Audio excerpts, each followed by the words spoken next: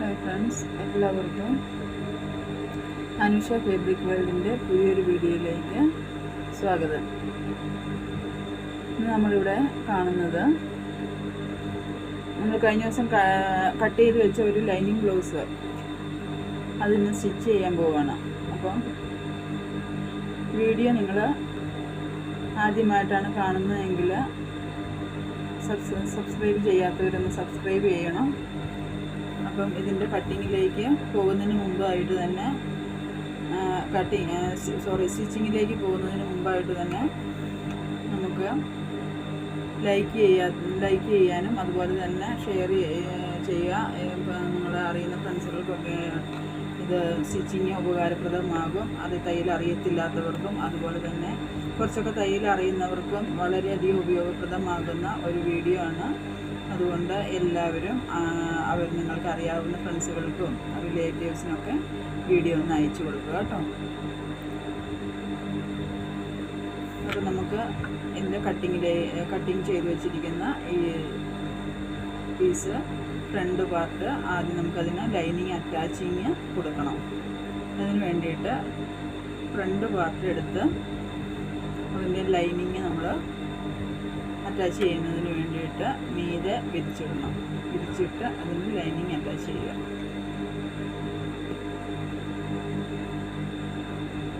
ഇതിൻ്റെ നല്ല വശം അടിയിൽ വരത്തക്ക രീതിയിലാണ് ലൈനിങ് ഉള്ളിൽ ചീത്ത വശത്ത് വെച്ച് നമ്മൾ ലൈനിങ് മേലെ വെച്ച് അടിക്കണം.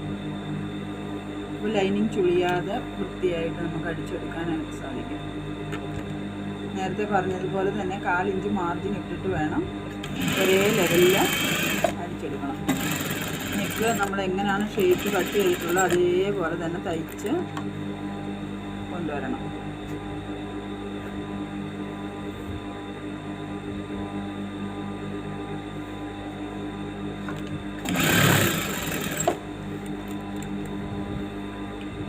ലൈനിങ്ങും കറക്റ്റായിട്ട് ഒരേ ലെവലിൽ ഫ്ലാറ്റായിട്ട് ഇട്ടിട്ട് വേണം സ്റ്റിച്ച് ചെയ്യാൻ.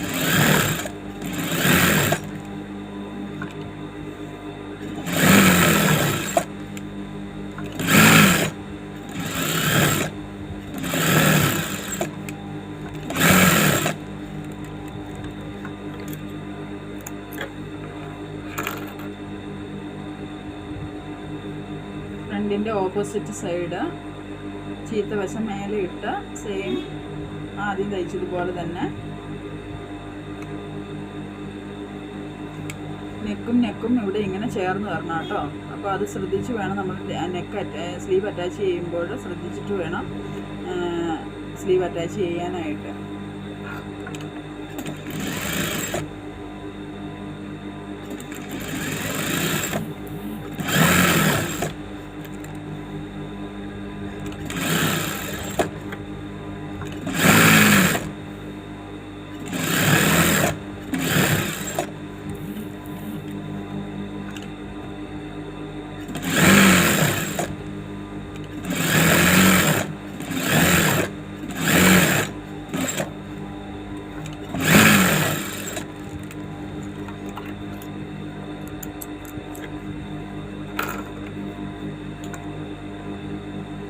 നമ്മുടെ ഫ്രണ്ട് പാർട്ട് നമ്മളിവിടെ ലൈനിങ് അറ്റാച്ച് ചെയ്ത് കഴിഞ്ഞു.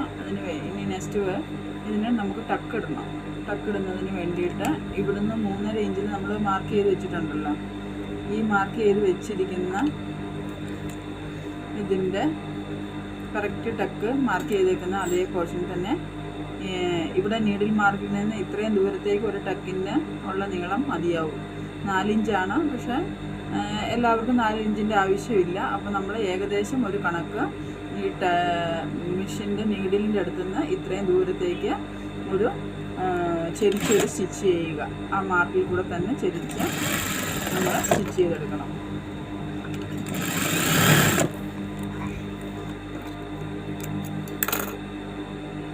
അതിനുശേഷം നമ്മൾ 9.5 ഇഞ്ച് വിട്ട് എടുത്തായിരുന്നല്ലോ.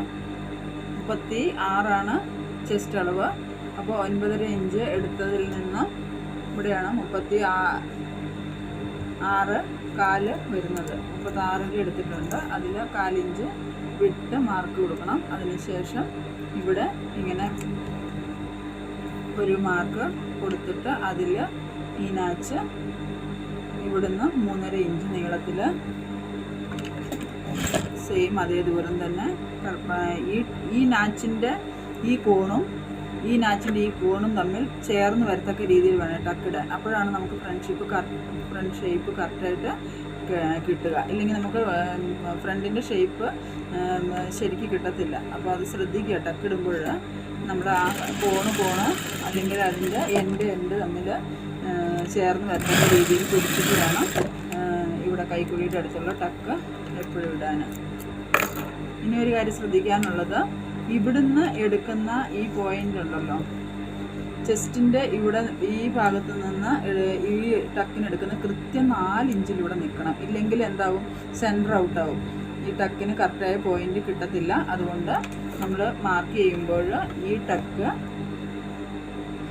ടക്കിൽ ഇവിടുന്ന് ഇങ്ങോട്ട് എടുക്കുന്ന മെഷർമെൻറ്റ് 4 ഇഞ്ച് കൃത്യം നിൽക്കുന്ന അതിൻ്റെ പോയിന്റിലേക്ക് തന്നെ വേണം ഇവിടുന്ന് നമ്മൾ അടിച്ചു കൊടുക്കാനായിട്ട്. അടുത്ത പീസും അതുപോലെ തന്നെ ടക്കിടുക.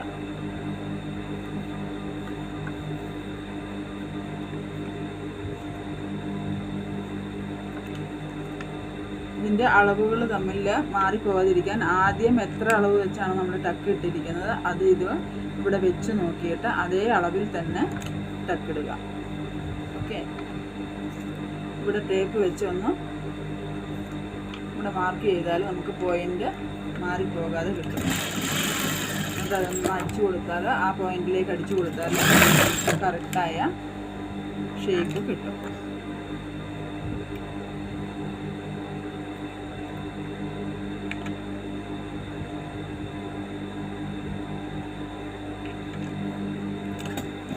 എന്തെങ്കിലും മനസ്സിലാകാതെ വന്നാൽ നിങ്ങൾക്ക് ഡൗട്ടുകൾ ചോദിക്കാവുന്നതാണ്. കമൻറ്റ് ബോക്സിൽ എല്ലാവർക്കും ഈ വീഡിയോ കാണുമ്പോൾ എന്തെങ്കിലും ഡൗട്ടുകൾ ഉണ്ടെങ്കിൽ ചോദിച്ചോളൂ. അപ്പോൾ ഡൗട്ടുകൾ ക്ലിയർ ആക്കി തരുന്നതാണ്.